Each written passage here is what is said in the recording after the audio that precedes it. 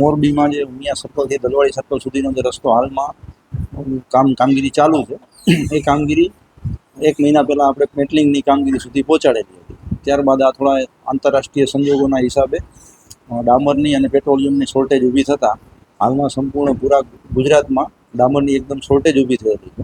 એ શોર્ટેજના કારણે આસફાલ્ટનું કામગીરી જે આગળની બાકી છે એ કામગીરી અત્યારે અટકેલી છે. એ શોર્ટેજ હવે ટૂંક સમયમાં પૂર્ણ થશે એટલે આસફાલ્ટની કામગીરી ચાલુ કરવામાં આવશે અને એ રોડની અંદાજિત રકમ 1,70,00,000 રૂપિયા છે અને એની પહોળાઈ અંદાજિત 9 મીટરની આસપાસ થશે.